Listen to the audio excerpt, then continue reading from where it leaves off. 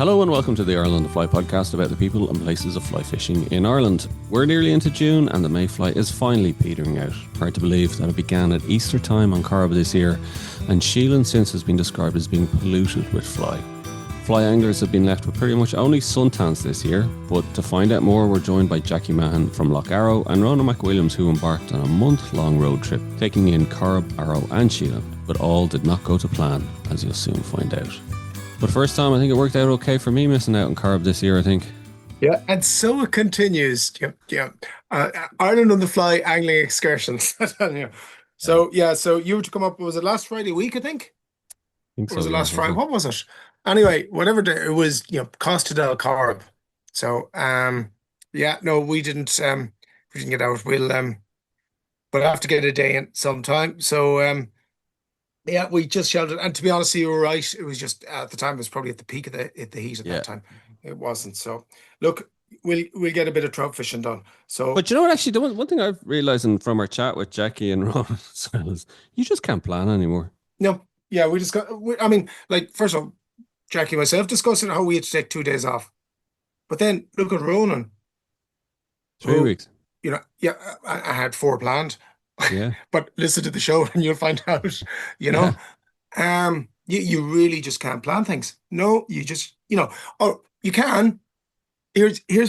Plan them, but don't expect. Like take actually my plan for Corrib, right? So obviously you told me, Dara, it's Costa del Corrib, forget about it, right? Now, say you've got it booked in, you want to go away, you've got the day away, you've got babysitter, whatever, everything's sorted. You kind of have to go anyway. And like, it's a bit like last September when myself and David went and it was like a case of, look, we know it's going to be pretty crap, but look, we're going to go out Yeah. and have a good day. And it's a case of like, you can either just take it and just enjoy the day for what it is, knowing the conditions are going to be crap, or try and adapt. So like, as I spoke about last week, I was able to go to the coast and I was able to hit the bass fishing, saltwater fly, and it was an incredible time. So I think you've got two choices on that. Most times people don't have the choice to go plan B because trying to adapt last minute, and if you've already got bookings made. And unfortunately, I think the problem is then if your fishing days are few and far between, it becomes a bit of a bitch. It really is. And I feel for guys, and I feel for visitors that there's nothing they can do. Yeah, and that's you just got to take it.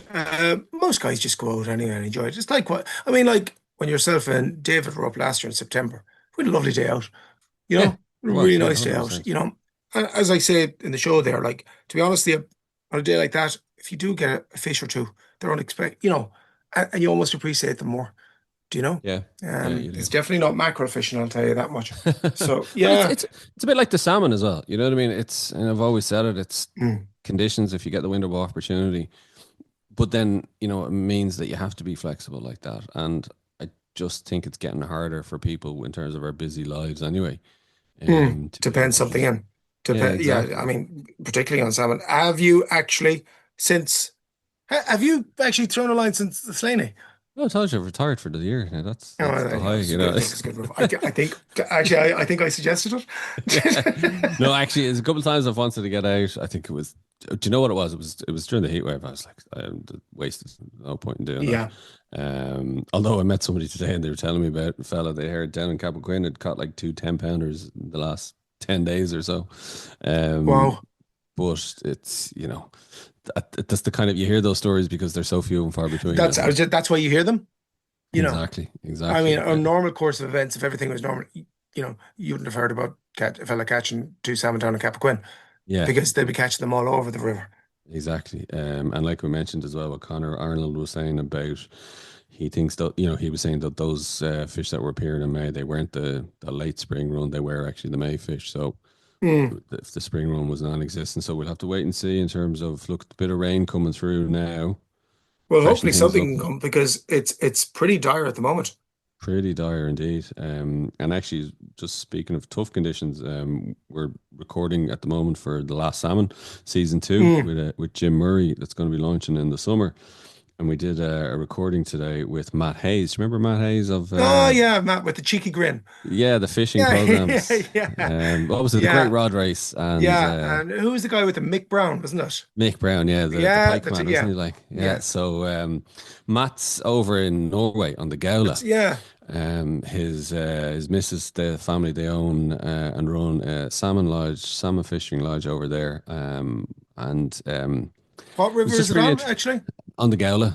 it is the Galway Cove, right? Yeah, so Yeah. which was one of those that was affected by the closures Mm. last summer.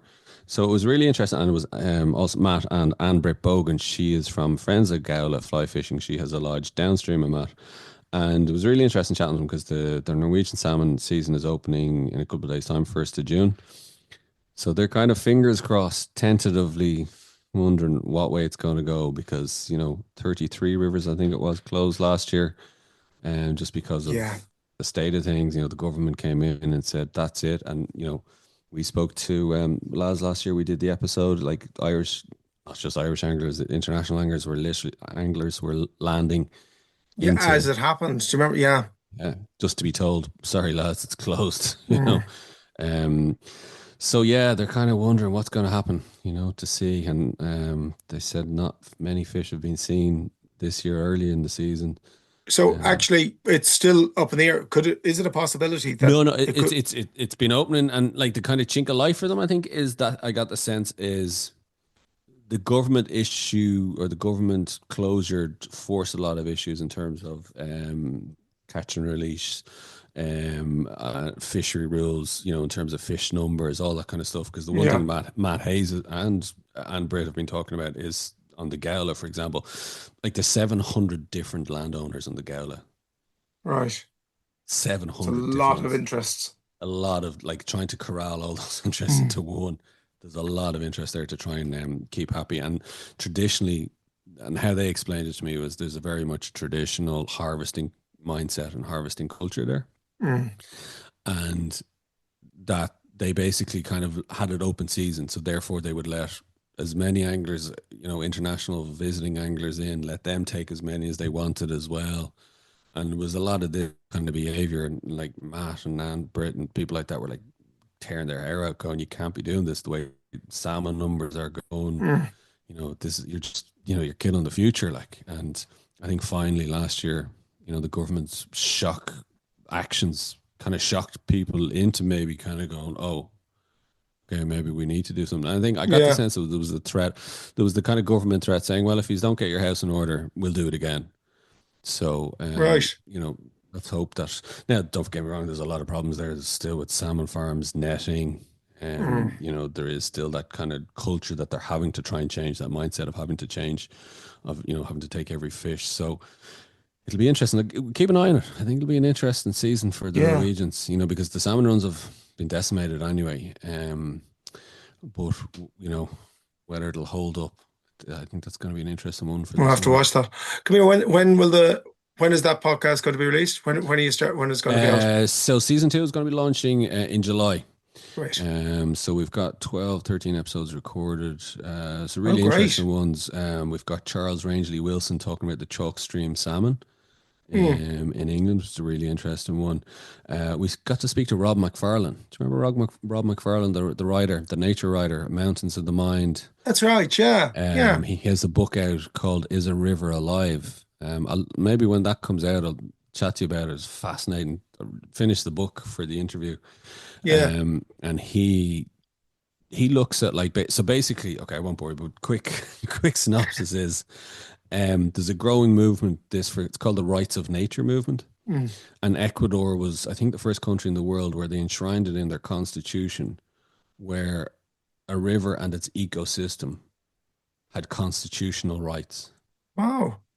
right? So he's looking and he's saying that like there's a lot of actually local communities, say in North America, that are embracing that, and now it's becoming a thing. I think, sorry, New Zealand also passed an act in the New Zealand Parliament protecting a river. I forget the name of it, as being protected under the constitution and legal framework. And it's really interesting because my reaction was, "Wow, I can't believe that." And then Mm. Rob makes the very good point. He says, "Limited companies, which are completely artificial constructs for business, have more legal rights than, nature Mm. ecosystems, and that's enshrined in law. A limited company, limited. You know what I mean? Yeah. And it's only kind of when you But maybe start you thinking know, like are you that. surprised? Yeah, but it makes you start thinking Yeah. like, oh, I can't believe it. Actually, yeah, he's right. What the Mm. hell? And then you Mm. kind of go, what the hell's going on? Like, Yeah. so it's a really interesting episode. But look, happy to chat more about that. Yeah, Um, that'll be good. closer to the time. Mm. So yeah, plenty to talk about there. Not so much to talk about for the Mayfly this year. Well, we had a laugh. We had a laugh. Yes, we got to the heart of the matter anyway, I think. So of the four of us, three of us had all been out, and it was very much the same response from all the three of us. But look, it's still worth reviewing, I think, isn't it, Tom? It's worth going back over anyway and, Mm. taking note of what the season was like. Maybe for other people who, only took 2 or 3 days and were faced with that, who were feeling a bit down, you weren't alone. It's like a therapy session, really. Yeah, it's good to talk about it. Yes, exactly. So, 12 steps. Here's the first step is listening to this podcast. So let's get back to this week's guests, Jackie Mahon and Ronan McWilliams, to find out how the Mayfly 2025 season went. So we started, I think it was the 1st of May or maybe the end of April. We went to Corrib for a week, and as you may know, the weather was not ideal at all. The lake was at a standstill. There wasn't a breath of wind for a week straight. It was about 20 degrees every day.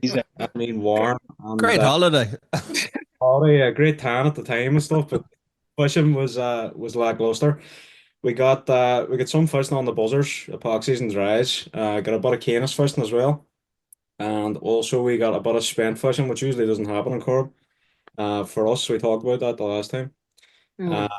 then we went to Arrow then for 2 weeks. And yeah, that was much of the same. It was very, very hot. There we had more wind, but there was an easterly wind for the 2 weeks that we were there, basically. Got some nice trout and stuff, but it was tough conditions.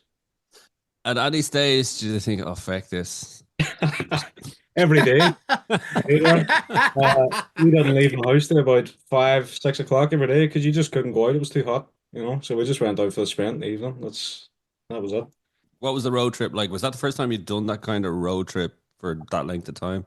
We do it every year. Right. We do it every year now. Last year was a bit more successful. Obviously, we were supposed to go to Sheelin. We're supposed to be in Sheelin right now, actually fishing, but Sheelin's not fishing well at all. The lake apparently is polluted with fly. There's just too much fly. Conditions aren't right, so even people that have been there months aren't really catching much. So thought it'd be a wasted journey. Maybe get down there later in the year. You cut it short early, did you? Or Got it short early, yeah, because we were supposed to do a week Corrib, 2 weeks Arrow, which we did. And then we were supposed to head directly to Sheelin after the day to restock. But yeah, Sheelin's not fishing well at all at the moment, from what I hear. So Tom and Jackie, I presume you concur with the Just, I don't Costa know. del It's Carro. lovely weather down here the first week in May. I see we're in a different part of the Corrib. Different weather system, Tom, is it? And I'd say, Jackie, you might have been on a different part of Arrow, were you? I was. I remember.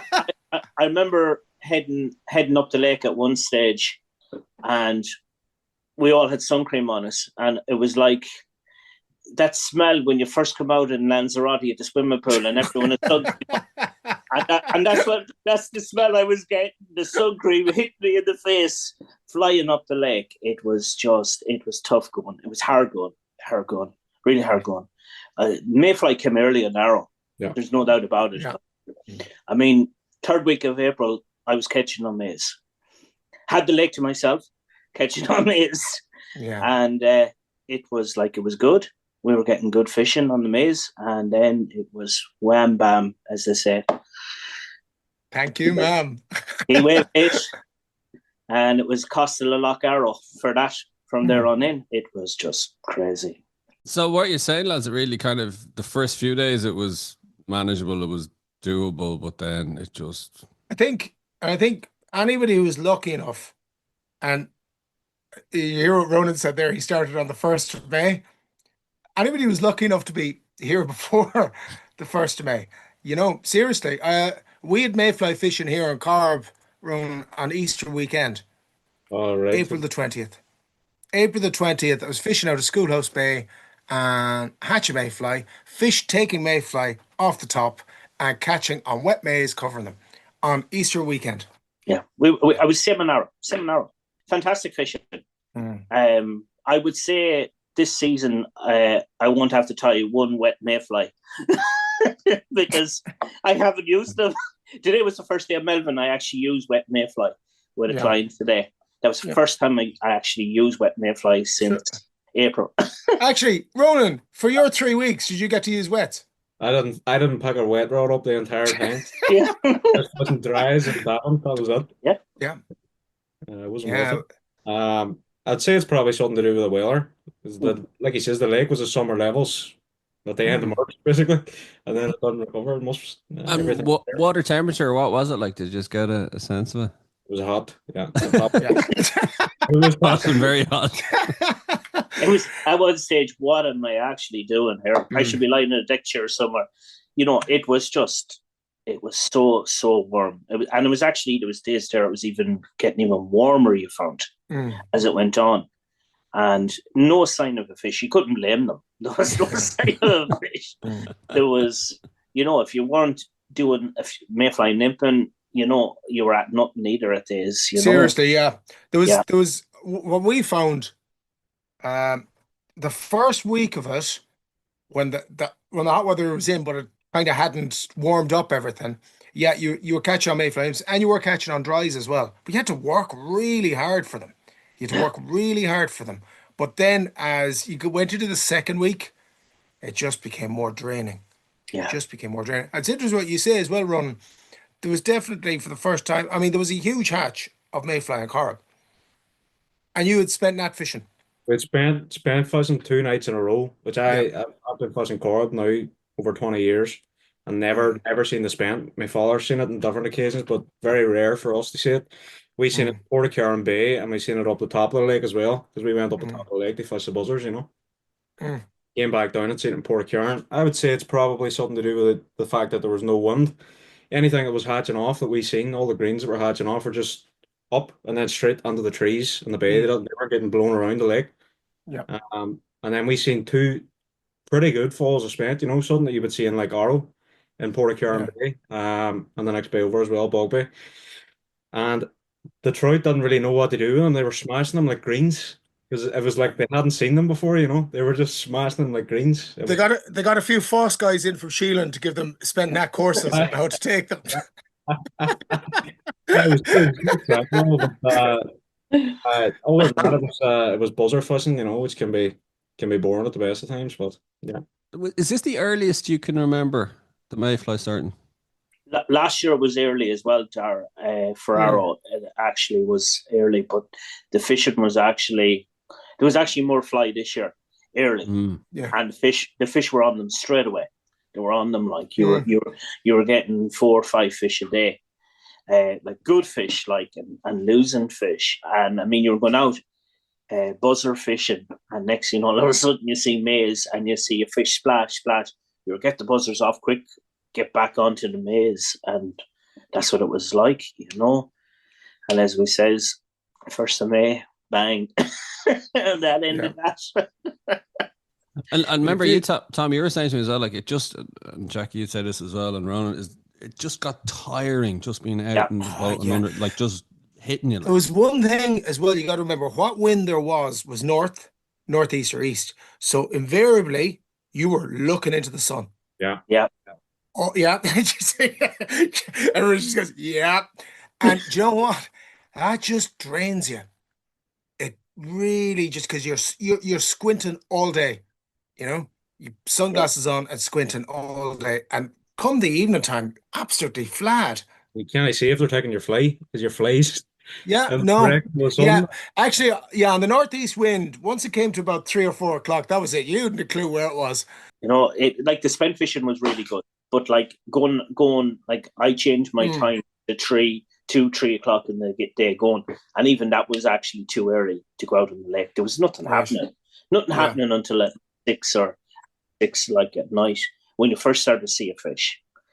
But then again, like we done it, Tom, the last day, and that night we done it for the video, like you seen it. Spent 1 minute in the trees, wind changed direction, and next thing there was no spent out. Yeah, it's gas. Yeah. You had a few nights like that. A few nights you had great fishing, lots of fish moving. I mean, they weren't coming up during the day. They were definitely coming up at night on the spent. And but it was the daytime was just absolutely torture, like, you know. But Corrib is a funny lake. But today was good conditions. Found a mayfly hatch today. Yeah. And brought quite a few trout. Yeah. Up to 2.5 pounds. Yeah. Fish that were taken mayfly. Yeah. So you just don't know. You were on Melbourne today, Jackie. Yeah, Melbourne was pretty good. I won't say no more big competition coming up on it, but it was pretty good. So do you think, the weather's broken and that kind of things have nearly settled down a bit? The fish are back on. That it just got too much, like anything, isn't it? It just gets too much for too long. Too much, yeah. I think at this stage, Arrow is definitely, it finished a week ago, really. Mayfly, little few here there, spent. Few came out last night. Next thing, the wind got up again, got a little bit chilly, and then the rain started, and that was the end of it again. But the Arrow's definitely finished. Definitely finished. I think, as Ronan we were said, saying that because I was up there with you last week, Jackie, and we didn't bother with greenfly. Actually, Ronan, for the 2 weeks you were there, did you have any greenfly fishing on it? No, because we were heading out. We were heading out about 4 or 5 o'clock. We tried one day to go out for that, and there was a few greens coming off, but we weren't seeing much. I'd say we seen the most action the first week. Same goes to spent, but we were still getting spent fishing right up until I left on Saturday. But localized falls to spent, the last place we seen it was from Laundry Bay down, on fat. I think any greens that came up during that heat wave actually had sun cream on them like us. It was that hot. Funny because we were actually during the thunderstorm we were out. I think that was maybe Thursday or Wednesday last week. We were out and we took shelter in Littles. We were chatting to a couple of people there and waiting for the storm to pass, and the rain had just come on. We hadn't seen any spent that day so far, and the rain came on. I see as soon as it started raining, we seen the spent just come up from the trees immediately. It was like they were drying out in the trees because it was too hot, and they needed a lot of rain to freshen things up. So I think that'll probably do the world good, to be honest. Tom and Jackie, have you encountered conditions like that for so long around the mayfly time? No. Do you worry then if that's going to be the norm kind of going forward? But it's don't worry about it becoming it already is. It is, yeah. April is the new May, Dara. April fly, okay. Yeah. It's getting like that, It's definitely getting like that. Like I remember last season, I was sitting on Arrow and you were wearing a woolly hat. Yeah, do you remember that last year? Yeah. I don't know if you remember as well, Ron. Yeah. I didn't wear. I have it in my diary from last year. The first time I went out in a shirt last year, I think it was the 25th of May. And this year it was man bikinis in the boat.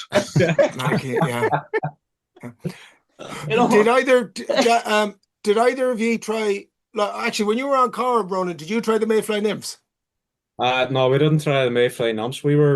The most success we had. We fished the Canis, the buzzer, we fished a bit of the Mayfly greens, but didn't touch the nymphs.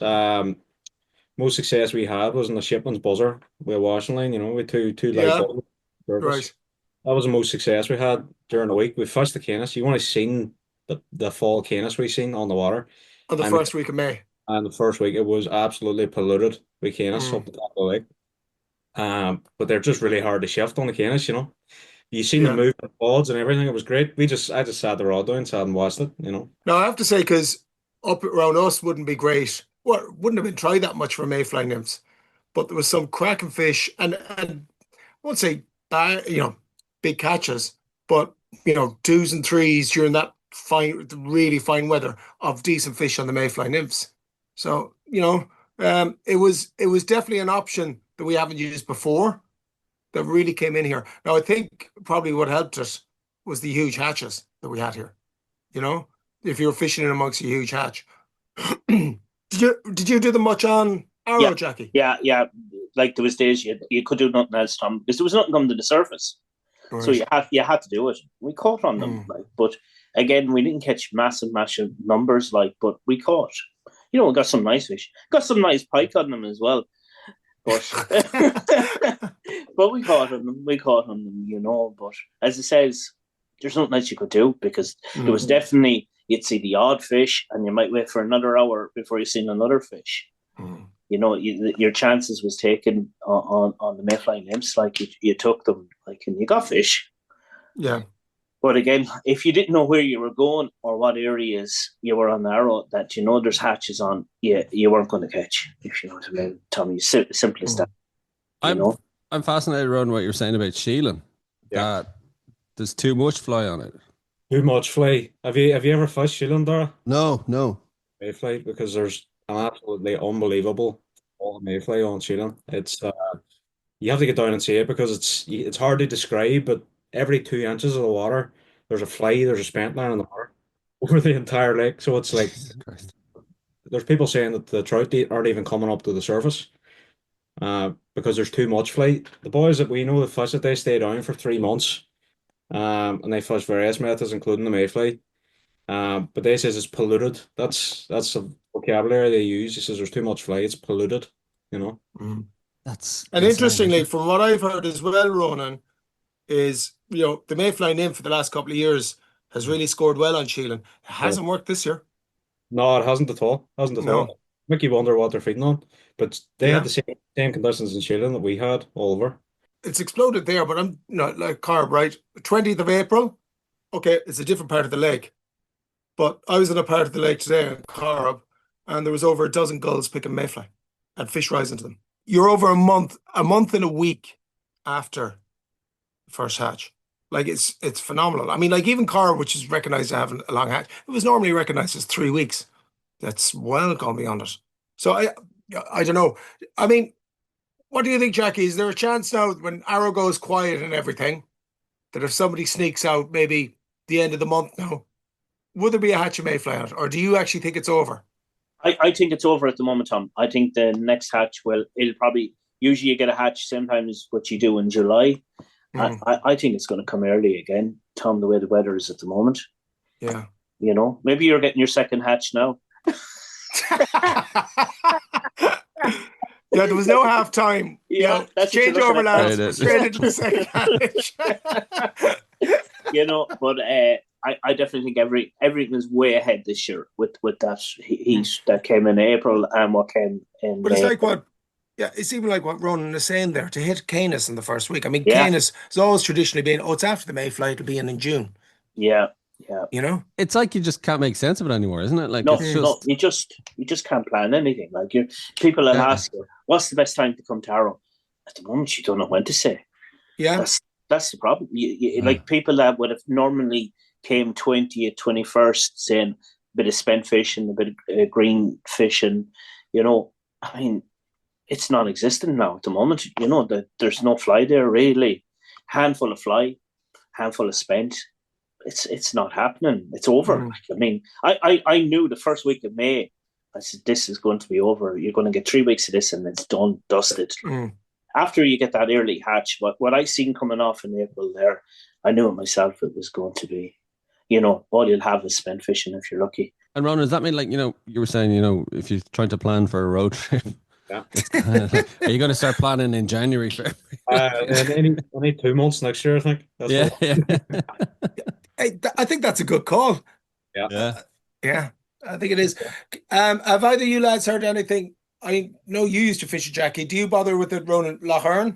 I haven't fished there now in a few years. I heard a couple of reports from different people saying it was fishing well, and then other people saying it was fishing terrible. So I don't know what to take from that, but... You didn't get onto it, Jackie, did you? No, I didn't get onto it. I know the International was on it, and it didn't fish well. Was that the Disabled International? Yeah, it just didn't fish that well. It fished a little bit at night. Again, the same as Arrow and that. It fished at night when, but during the day it was not great. Key was the same. Lough Key was exactly. Did you get out on Key, Jackie? I done one night on Key, and I mean there was thousands and thousands spent on it, and nothing. Yeah. Nothing shown. Nothing. A few roach taken the spent. That was spent. Yeah, there was nothing shown. there's nothing showing, like, wasn't worth going back up the second night. What about Derg? Right. Did you hear anything from Derg? I think most of the lakes were the same, Dara, to be honest with you. They kind of got that heat wave that came in April as well, you see, and kind of Derg is always early, like it's one of those early lakes, and the weather was just an absolute disaster, like, to be honest. Yeah, I'm just reading. I was in touch with Shane Kramer and I just been asking him how it was going. He said overall typical Derg. Some days when the conditions have been right, lads are having excellent fishing. Blustery northeast, baking sunshine, not a recipe for good fishing, especially here when we don't have the buzzer to fall back on. First fish I heard on dry mayflies was 17th of April. Yeah, and the pin fry have arrived now, so it's almost before the second week is finished. Yeah, and I mean, I seen perch fry there today or yesterday on Arrow, nearly an inch long, and they're on. I've never seen them this early before. That size. Seen them that size before. The only other thing I heard just there on the reports was I didn't get on to Mask, but I know a couple of people who are on it. Interestingly, Mask had a huge hatch of mayfly. I know a guy was talking to one of the regulars, the locals on it, and like he'd sort of given up hope for mayfly fishing on Mask for the last couple of years. And he said he went out at Corrib Bay one day, a few mayfly, and the next thing he was outside, out in the open water, and he felt mayfly hitting his head, dropping into the boat. And the next thing he looked, and bang, bang, bang, fish moving to them. And it was one of the days the conditions wasn't too bad. I had a couple, and he said it was, the way he put it, was really heartening to see. He said, because I thought the mayfly was gone from this lake. He said, like, heretofore, the only place you really got mayfly was down in that southeastern corner down at Saints, near Clonbur, which has always had mayfly. He said, I thought that was the only place left, but he said it was really heartening to see a huge hatch of mayfly and fish moving to them. And then what happened? We got that weather. like today on Melvin, the trees, there was a lot of spent in the trees today on Melvin as well. On Melvin? A lot of spent out early on Melvin as well, which is, I haven't seen spent like that before on Melvin, to be honest with you, going out dancing. Like, Corrib is not known as a spent fishery. No, Melvin is definitely not known. Definitely known. So, lads, like, what are you thinking for the rest of the season? Gotta be like, just literally have to play it as it comes, kind of. I think I'm going to buy extra sun cream in case we get a spray wave. Because I think I'm out of the last one already. Stuff. And what about you, Ron? What's your plans for the rest of the season? I think I'm just going to stick to hull locks until the Peter, and then we'll probably head down the Arrow and for the Peter. Maybe hit Sheelin towards the end of the year, September time, maybe as well. But there's not much. It was a wee bit disheartening, to be honest. We booked a month away, and it's just the conditions weren't in our favour. But we should get good fishing for the Peter, I think. Hopefully, might if they had it early. We'll see. Like Friday. Yeah. Actually, Ron, did you get any videos done? So I didn't film in Corrib. We had a wee bit of crack in Corrib. It's a couple of 2-pounders, one at 3 pounds. It wasn't much fishing to film there, so I just put the camera down and just enjoyed it with my dad. I got 2 weeks worth of footage in Arrow, we had decent fishing there as well. We went out every evening for the buzzer to see if it was going to happen, but most nights it just didn't happen. Any nights we went out, it got really cold, and there wasn't enough buzzer around. But I got a decent bit of footage, so I'll keep you posted on that. You just have to put it together now. Yeah. We look forward to that. And what about you, Tom? Looking forward to? What are you looking ahead to? All right. So as I've said before, I'll always take mayfly fishing and booking. So I have mayfly fishing booked until the end of next week, right? So then I look at today. I mean, today was probably our best normal mayfly day since the end of April. We worked that one out. Seriously, worked that one out. And then yesterday, which was flat calm, we fish on dry maize.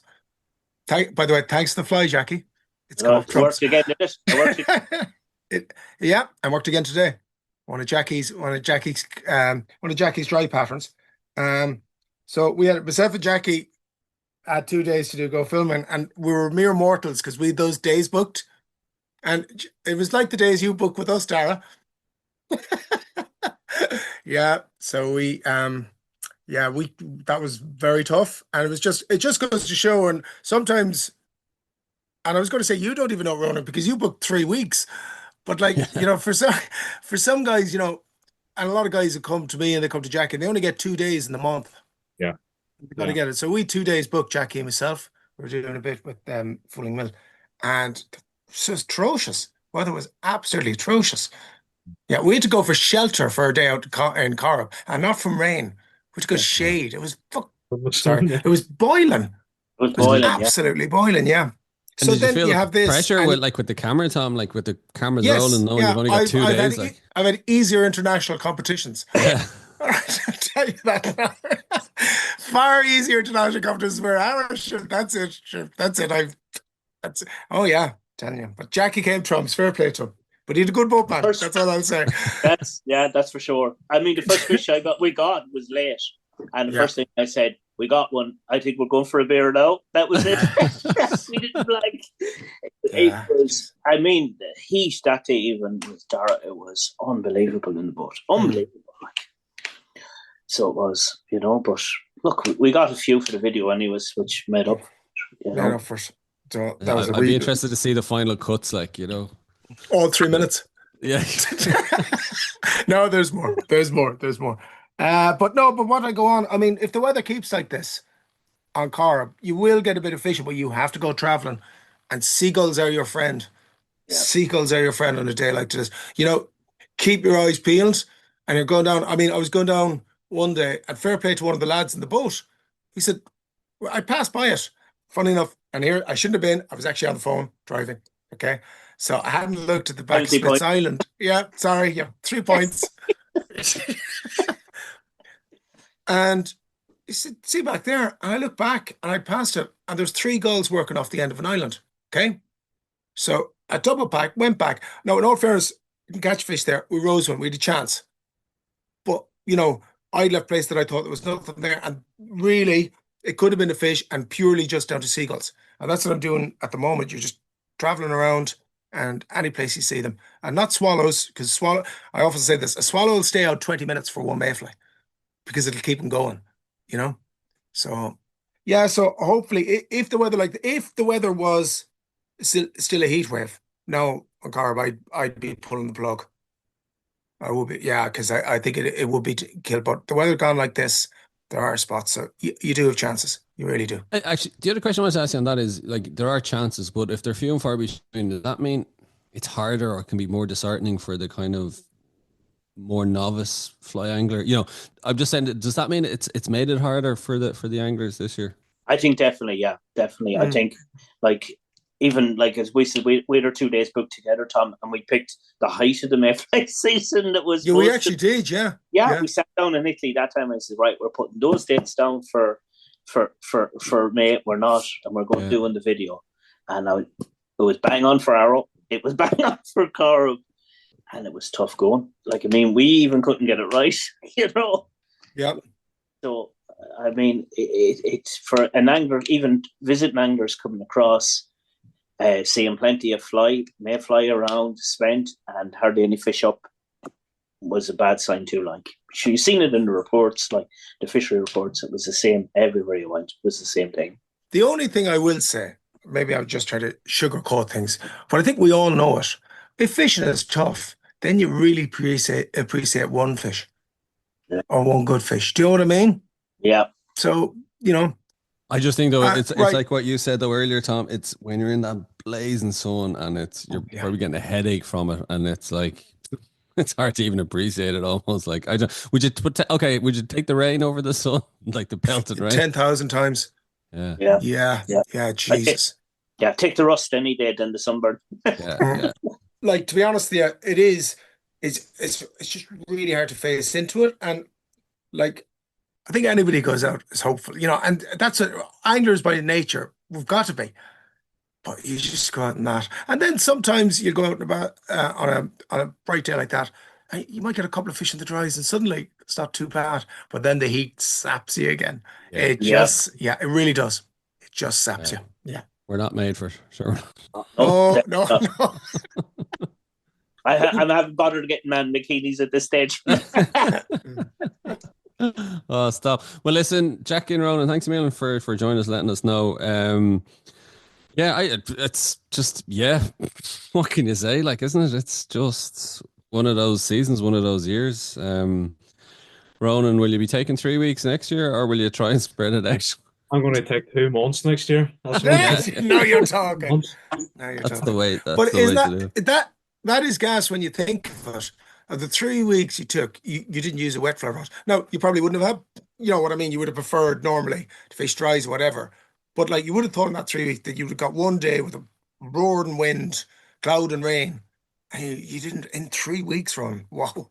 I had the rod set up, I just didn't touch it, you know. Yeah. I enjoy fishing the dries, but maybe next year, we'll see.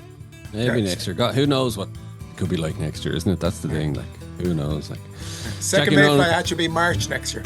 March next year. February. Jackie and Ronan, thanks a million for joining us. Thanks, Tom, Dara. Our thanks to Ronan and to Jackie for joining us on the show. And don't forget to rate, review and follow the Ireland on the Fly podcast on Apple, Spotify or wherever you get your podcasts from.